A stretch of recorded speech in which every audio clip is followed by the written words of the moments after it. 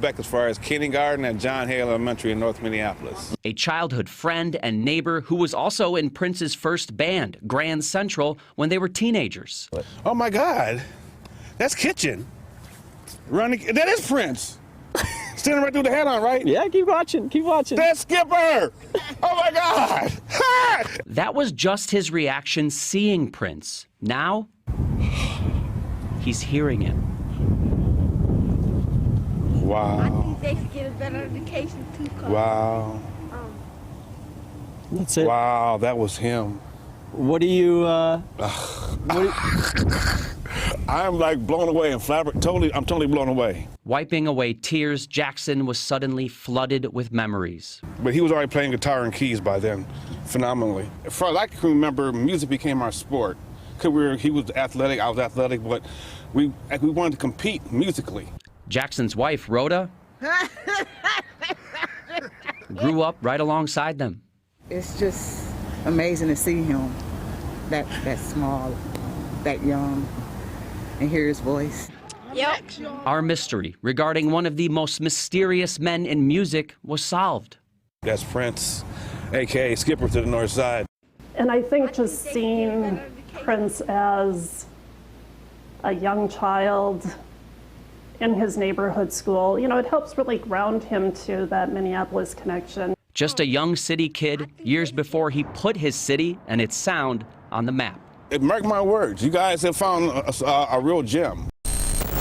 Made a couple of demonstration records when you were a teenager. You're barely more than that now, are you? 19. 19. Well, you got another year to go before you graduate. How many years ago did you make these demos and then have offers on them? And why would you turn it down? They wouldn't let me produce myself. You were 15 at the time. Yeah. Would they think you didn't know what you were doing? Don't know. Were you ever disappointed that you didn't let them do that to you? No. Did you produce? Did somebody tell me you played every instrument on this album? Is that correct? Maybe. No, that's you're very shy, modest. How many instruments do you play? 1,000.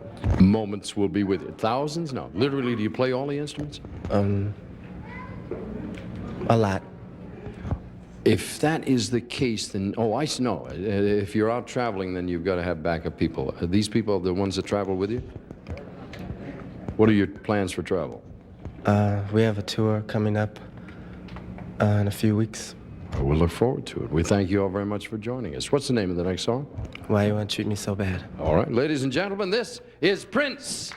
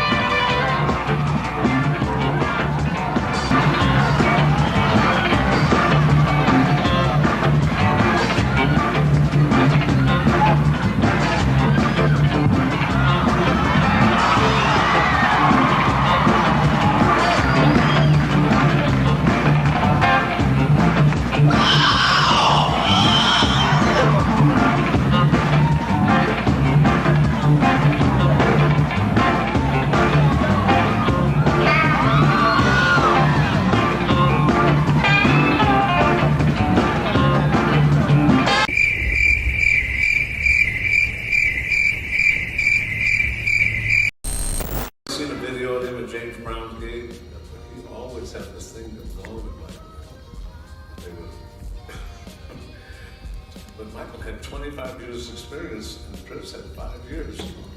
And so Michael went up there and in the video you'll see that.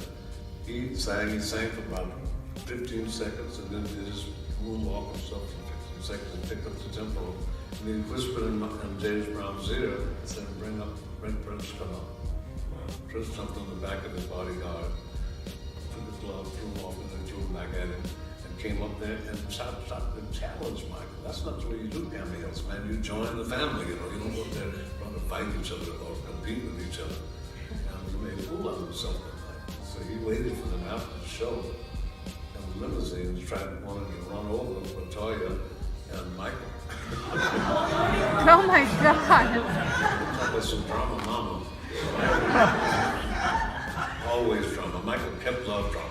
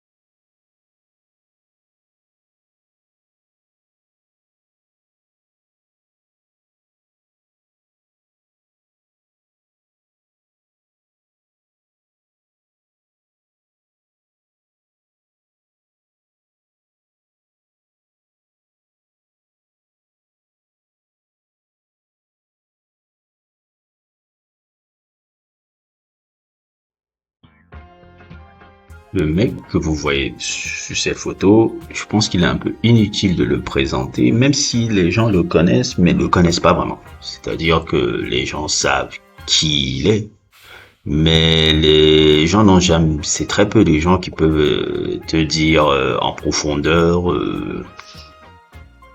qu'ils ont vraiment suivi Prince. La grande majorité des mecs que tu vas rencontrer, ça ne va pas plus loin que Purple Rain, et je ne parle même pas de l'album, je parle juste du son. Mais quand on s'intéresse un peu à l'histoire de Prince, je vais pas aller faire un truc, comment dire un peu, je vais pas faire une sorte de récapitulatif de sa carrière, elle est trop longue, elle est trop truc, ce n'est pas ça, mais je vais m'intéresser juste un peu à son premier album que vous voyez là, qui s'appelle For You, et à la période où justement la naissance de cette on va dire pseudo-rivalité avec Michael Jackson, qui était avant tout c'était pas vraiment une rivalité, c'était plus un esprit de compétition qui venait d'un individu plus qu'un autre, et plus qu'une sorte de rivalité en réalité. Parce que faut le dire, Prince, bon, ça c'est un fait, c'est véritablement un prodige musical. C'est-à-dire que ce mec-là, le fait de savoir que tous les albums qu'il a fait, je crois qu'il en a combien, 49, 50, je sais même pas, il en a tellement fait. C'est vraiment le mec qui était un prodige musical. Il jouait de je ne sais combien d'instruments, et il les a toujours fait seul. Je dis seul. Que ça soit du mixing, mastering, tout ce que vous entendez, tout ce que vous truc, c'est lui qui a fait seul. Et c'était un peu ça, il avait une individualité tellement forte tu peux le ressentir un peu tout au long de sa carrière en fait. Quand tu écoutes son album, son premier album For You, je crois qu'il est sorti en 79 quand il est à la Warner, il avait déjà écrit, en fait c'est un album qui devait normalement sorti depuis 75, quand il avait 15 ans. Mais le mec, les gens de la Warner le trouvaient un peu très jeune, qu'on puisse le sortir. Et il voulait un peu l'utiliser un peu comme quelqu'un qui doit écrire pour les autres. Il voulait que sa musique, donc il a fait tout pour se battre pour que sa musique sorte vraiment sous son nom. C'est quelqu'un qui a il a très peu collaboré. Il a collaboré avec qui? Il a collaboré avec Madonna, qu'on connaît. Il a donné le plus grand tube à cette femme-là qui est dernièrement morte, là, qui est une incroyable artiste. On oublie souvent de la parler. Sinéad O'Connor. Il a collaboré avec cette femme par le futur. Il a donné plein de sons à plein de gars, hein, ça. Mais c'était quelqu'un qui avait une forte individualité sur lui. Je pense que c'était quelqu'un de humainement aussi pas facile. Comme tous gars qui sont un peu génies, ils sont un peu insupportables parfois en termes d'individus, mais l'album For You, tu te dis que c'est un mec qui a 15 ans avait déjà cette virtuosité, déjà ce truc. Ce que vous entendez même en fond, la chanson In Love, là, qui est ma chanson préférée de l'album, là, montre déjà toute la versatilité du truc. Maintenant, alors, pour revenir un peu sur le contexte un peu de Prince, c'est que Prince, contrairement à celui qui voyait comme un rival, quelque chose comme ça, vous savez bien de qui on va parler, le mec qui est sur la gauche de cette photo-là, vous pouvez même voir le langage corporel, ça dit tout. Là, rien que le langage corporel qu'on voit là, tu vois qui envie l'autre. Il n'y a même pas, si vous apprenez à lire les langages corporels des gens, vous pouvez voir qui envie l'autre. Ce qu'on peut dire un peu sur ça, c'est que Prince n'est pas venu comme Michael, qui était un peu un enfant, comment on appelle ça, un child prodigy, comme ils disent là-bas. C'est-à-dire que Michael, que vous voyez là, c'est quelqu'un qui a une expérience de 25-30 ans dans l'industrie du disque déjà. Il est une superstar depuis qu'il a 4 ans. Prince, il vient du Minnesota, de Minneapolis. Minneapolis, c'est un bled perdu où on ne connaît personne. Bon, l'autre aussi vient d'Indiana, mais Prince, vraiment, était un underdog dans l'industrie. Quand il est venu, il a fait ses premiers albums. Ses premiers albums ne marchaient pas. For You ne marchait pas. Donc, il a développé un peu comme c'était quelqu'un qui était sûr de lui et qui avait une forte croyance en son talent, il a développé un peu cette fixation autour de Michael en disant, mais Michael occupe la place que je devrais occuper en fait. Parce que c'est lui qui se voyait comme ça. C'est pour ça qu'il y a eu tout le temps un peu cette fixette autour de lui dont je vous ai mis justement sous l'intro là. Parce que c'est quelqu'un qui voyait par rapport au talent qu'il avait, par rapport au l'artistry qu'il avait, par rapport au truc que le gars, la place que je devais occuper, c'est celle que Michael a. Donc pendant longtemps, ces trucs n'ont pas pu. Il y a même aussi, il faut comprendre, il a pendant longtemps été le gars qui faisait les premières parties de Rick James. Les premiers albums, il a fait les parties de Rick James. Je sais peut-être que c'est un nom qui n'évoque pas beaucoup de choses pour certains gens, mais Rick James, c'est, on va dire un peu, c'est un artiste funk incroyable qui a énormément eu beaucoup d'impact sur le hip-hop parce qu'il a été samplé, notamment il y a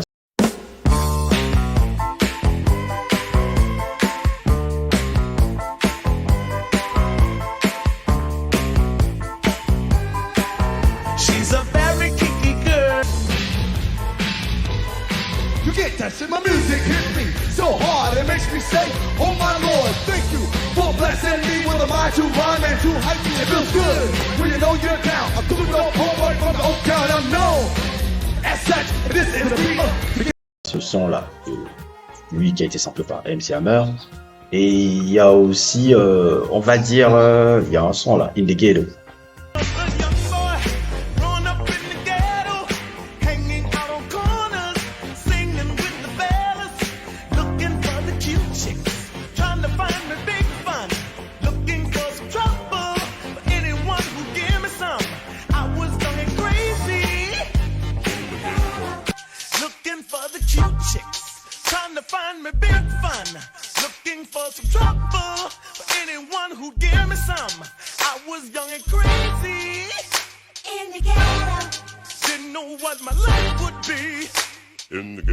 Qui est samplé par Busta Rhymes, qui est un son de Rick James. Et en fait, Rick James, c'est quelqu'un qui faisait de la funk, mais quand il faisait de la funk, il parlait des sujets un peu sociaux comme les rappeurs.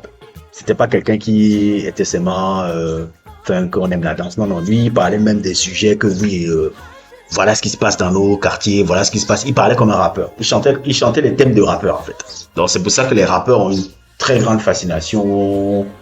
Rick James, un peu. Et donc, ce Rick James là a beaucoup Prince faisait ses premières parties et il a beaucoup été aussi quelqu'un qui a énormément fait chier Prince. surtout dans les anecdotes. Donc, c'est quelqu'un qui a vécu toujours avec une mentalité un peu, comme on dit là-bas, d'underdog, de outsider, pour percer dans l'industrie, que ça a développé un peu cette carapace qu'on a vue, qui paraissait très hautaine, et qui paraissait parfois très hautaine et arrogante et snob un peu. Parce que pendant longtemps, il s'est fait bully un peu par l'industrie et c'est un peu ça, un peu. Prince, parmi les influences de Prince, elles sont aussi tout aussi larges. Mais si on évoque un peu ses influences majeures dès le début, on peut parler, oui, de James Brown. On peut évoquer aussi Johnny Mitchell. Mais s'il y a un gars dont j'aimerais d'abord parler, que j'ai l'impression que Prince a beaucoup calqué sa carrière sur ce mec-là, c'est Sly Stone. Quand tu regardes un peu, bon, je vais sortir un peu de For You là, mais je vais aller un peu plus loin dans la carrière sans trop toucher en profondeur. Quand tu regardes un peu le Prince et The Revolution là, c'est exactement comme Sly and the Family Stone. Qui était Sly Stone? Sly Stone, c'était un peu, on va dire que c'est le Prince un peu de la fin des années 70, si vous voulez un peu. Ce mec-là, quand je regarde les albums de Sly Stone, quand je regarde même le postulat, la même taille, aussi un musical prodigy un peu aussi, quelqu'un qui jouait de plusieurs instruments, qui a le truc de ses albums généralement étaient super géniaux. Et Sly Stone avait ce concept-là, avait ça in the Family Stone, où justement où il prenait des artistes qui venaient de tous bords. C'est-à-dire que pour être dans le groupe de Sly Stone, il fallait pas être noir. Il n'y avait pas que tu es noir, tu es blanc, non, ou tu es une femme, ou voilà. Il prenait. Si tu es talentueux, tu venais dans son groupe. C'est pour ça que son groupe était très melting pot. Tu pouvais voir des femmes blanches, des femmes noires, des hommes noirs et des hommes blancs. C'est-à-dire qu'il n'essayait pas comment on appelle ça, de se limiter seulement à sa communauté. Il essayait de faire un groupe melting pot où il disait que si tu es talentueux, je te prends.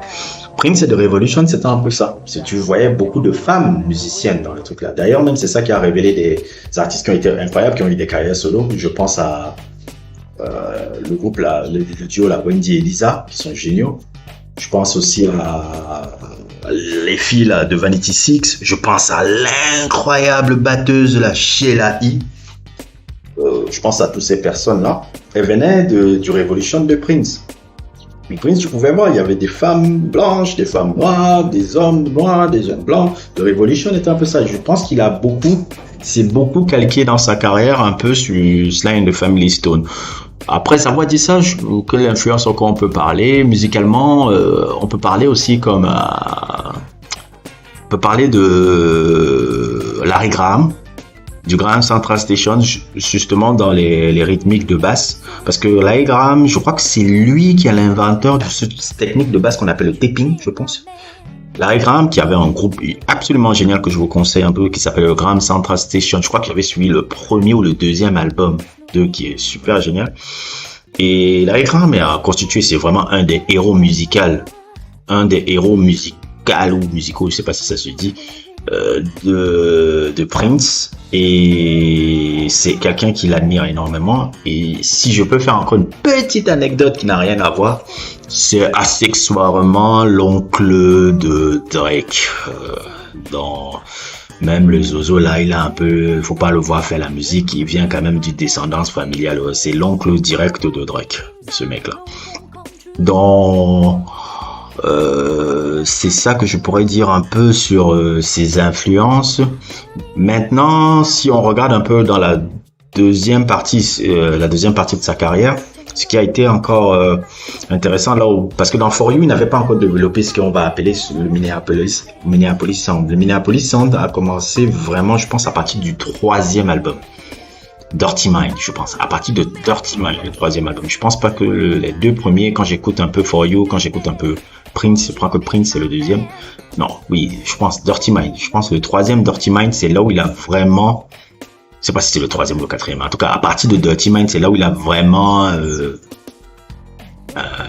développé le Minneapolis Sound qu'il a créé là. Et le Minneapolis Sound, c'était quoi? C'était en fait, il reprenait un peu la musique funk, Mais au lieu que c'est la musique funk, ça a des éléments un peu de la musique new wave. Pour ceux qui ont vu encore ma vidéo sur Kanye West, je vous le conseille, elle est géniale. La vidéo sur 808 Heartbreak, là où je parlais justement que Kanye West s'inspirait de la new wave anglaise. Là. La new wave anglaise, c'est les mecs, les blancs qui s'inspiraient de la musique soul et ils ont sorti à son délire. Ouais. Et dans la new wave anglaise là, Prince réincorporait des éléments de ce genre musical là. Mais maintenant, qu'est-ce qu'il faisait quand il incorporait ça dans la musique funk? C'est-à-dire que dans la musique funk, au lieu la rythmique, dans la musique funk, qu'est-ce qui se passe là? La rythmique, c'est généralement quoi? C'est la basse. Comme vous entendez là, c'est la basse. C'est elle qui fait bon, c'est la rythmique vient. Mais Prince, lui, il a changé ça. Il a dit, au lieu que la rythmique soit la basse, la rythmique va être le synthé. Le synthé va remplacer les bruits de saxophone et la rythmique de basse. C'est pour ça que quand vous écoutez un peu les sons qu'il a fait, on avait toujours l'impression que c'était groovy mais futuriste, parce qu'il voulait faire comme si je fais une musique du futur. Tout le son Prince, c'est ça. Quand vous regardez tous les albums après Dirty Mind, là, 1999, comment il s'appelle encore là, Purple Rain, Parade, tous les albums qu'il va faire là. Tous ces albums-là. Après, je vais un peu mettre un peu la nuance, un peu plus Simple Time et d'autres albums. Là. Il y a un album là où il s'inspirait plutôt des Beatles, j'ai oublié le titre. Tous les albums qu'il va faire là, c'était pour que ça ait un aspect futuriste. Tu as l'impression que, merde, quand tu écoutes 1999, tu vois la date, tu dis, mais c'est sorti en 83, 84. Mais l'album, tu as l'impression qu'il était en 2015 quand il faisait l'album là. Tu vois, donc c'était un peu ce concept là qui était fascinant chez lui. Et aussi, je pense aussi, ce que je voudrais dire aussi, c'est quand tu vois un peu la comparaison avec Michael et tout, parce que oui, il faut les comparer, ils sont importants à comparer. Les gens disent, oh, on ne doit pas les comparer. Non, il faut les comparer, ils sont importants chacun. La comparaison ne veut pas dire qu'on dénigre l'un et l'autre, il faut les comparer. Il faut les comparer. La musique des années 80, c'est ces deux-là. Il faut les comparer. Je vois pas pourquoi faire toujours, ouais, non, il faut pas les comparer, c'est le débit. Non, il faut les comparer. Tu peux pas ne pas parler de Prince et de Michael. Tu peux pas parler de Prince sans parler de Michael Jackson. Tu peux pas parler de Michael Jackson sans Prince. Ils sont importants tous les deux. Il faut toujours mettre les deux dans la discussion. Bref. Ce qui est intéressant un peu dans la musique de Michael, de Prince, c'est que je pense que Michael, lui, il a impacté l'industrie du divertissement dans le clip vidéo et l'entertainment, le fait de reprendre tous les codes qu'on va voir là, ces codes de chorégraphie qui sont inspirés de West Side Story, des films de Fred Astaire, qui sont inspirés des comédies musicales, qui va implémenter vraiment dans les clips vidéo, vont inspirer toute une génération d'artistes après sur le visuel, les clips vidéo, l'importance du clip. Michael Jackson a développé les clips vidéo en faisant que les clips même soient cinématographiques. Tu avais un mec comme, faut le dire, c'est John Landis qui fait Thriller. C'est un réalisateur comme John Landis qui faisait Thriller. C'est Martin Scorsese qui fait Bad, le clip. Martin Scorsese. Et c'est John Singleton qui te fait le clip de Remember the Time. Donc il prenait des réalisateurs pour faire ce clip. Il prenait pas des petits jeunes, non, il prenait des vrais réalisateurs de films. C'est pour ça que ça avait une ambiance cinématographique comme jamais. Dans celle-là, Michael, lui, il a impacté tout. Musicalement, je pense que les albums les musiques de Michael Jackson ont beaucoup plus de succès, sont beaucoup plus remémorés. Mais je pense pas que Michael, mis à part peut-être The Weeknd, qui a su reprendre vraiment, et quand je parle de The Weeknd, il a repris seulement Off the Wall et Thriller. En termes de musicalité de Michael, je pense pas que beaucoup d'artistes s'inspirent musicalement de Michael. Dans cette époque-là, je pense que c'est Prince qui a eu plus d'impact musical. Mais Prince, musicalement, il a eu beaucoup plus d'impact. Parce que quand tu regardes même les années 80 et tu regardes les artistes qui sortent à cette époque-là, je pense à Janet Jackson, je pense à même Madonna, je pense le 2e ou 3e album de Madonna, je crois qu'il avait produit plus de la moitié de l'album, là, je sais plus comment s'appelle le titre, je vais sortir en post-prod, je vais le mettre là. Quand tu regardes un peu ça, tu te rends compte que non, mais musicalement, l'impact est beaucoup plus Prince, par exemple. Janet Jackson, c'est la musique de Prince. Janet Jackson, les albums Control, les albums Rhythm Nation, je ne parle pas des 2 premiers qu'elle avait sortis, ça on ne compte pas, mais Control, Rhythm Nation, c'est véritablement Prince. Pourquoi c'est Prince? Parce que quand tu regardes les producteurs qu'elle a eu, Jimmy Jam et Terry Lewis, c'est 2 producteurs qui ont construit le son de Janet Jackson. Ils viennent du groupe managé par Prince, qui s'appelle The Time. C'était les anciens musiciens du groupe de ce groupe qui était signé dans le label de Prince qui s'appelait PCPA, qui s'appelle The Time. Donc, ils ont incorporé ce qu'ils ont appris de Prince et ils l'ont mis chez Janet Jackson. Donc, ce qui fait que le son de Janet Jackson qu'on entend, c'est le son de Prince en fait. C'est ce Minneapolis Sound toujours. Un peu qui va se transformer. La New Jack, quand on écoute la New Jack, là, tout ce qui sont venus après là, Guy, de Teddy Riley, je dirais même Bobby Brown, tout la New Jack, on avait l'influence de la New Jack vient du son de Prince, du Minneapolis Sound. Donc c'est là où je me dis souvent, mais Prince, son impact n'a pas été oui, aussi succès, truc, même si je pense qu'on ne le connaît pas assez, mais son impact a été vraiment beaucoup plus musical. Prince a impacté les musiciens. Il a impacté les musiciens et la musique des années 80. Michael a impacté l'entertainment. Comment tu vends ta musique, comment tu permets d'imager ta musique. Et le seul album vraiment, je pense, qui est très impactant de Michael, c'est les 2 albums Off the Wall et Thriller. Mis à part ces 2 albums-là, je pense pas que le reste de la discographie, quand je vois Bad, c'est très rock, mais je vois pas beaucoup d'artistes s'inspirer de Bad. Quand je vois l'album Dangerous, il était dans l'air du temps parce que à l'époque c'était New Jack et il avait commencé à travailler avec Teddy Riley qui est vraiment un peu le père fondateur de la New Jack Swing.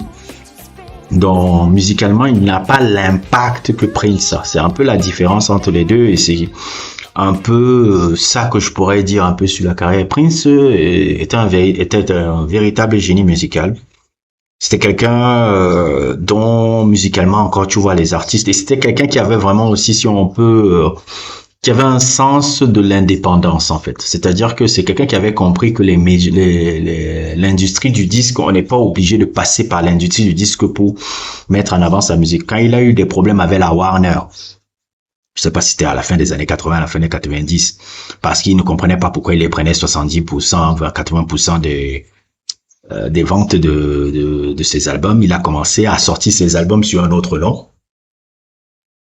Il avait créé son signe là, pour que maintenant, il ait une forme d'indépendance. C'est quelqu'un qui a appris à montrer aux artistes qu'on n'a pas besoin, justement, des grosses majors pour pouvoir promouvoir sa musique. Il avait déjà des concepts qu'on va voir après, c'est certains labels qui vont devenir indépendants. Même, c'est ça qui était très intéressant avec lui. Et je pense que c'est tout ce que je vais un peu dire sur lui, un peu. Je suis allé au-delà un peu je voulais parler de l'album For You, mais finalement, j'ai un peu parlé un peu brièvement de sa carrière. C'est un artiste incroyable. Si vous n'avez pas eu encore la chance d'écouter Prince, écoutez d'abord le tout premier album, après vous pouvez For You, qui est justement, qui montait déjà les prémices un peu du talent incroyable qu'il avait déjà. C'est un artiste que moi, j'ai un peu une relation très ambivalente. Autant j'ai une admiration profonde pour le musicien, mais parfois j'ai du mal un peu avec l'individu qui était un peu... il était un peu torsionnaire, fêlé. Il y a certains aspects de sa personnalité qui me font un peu tiquer, mais bon. Là, dans la vie, il faut juste prendre ce qui est positif. Je prends la musique, c'est ça. Et je pense que c'est tout ce que je pourrais dire aujourd'hui sur Prince, quoi. N'hésitez pas à liker, à vous abonner et à plus pour d'autres aventures.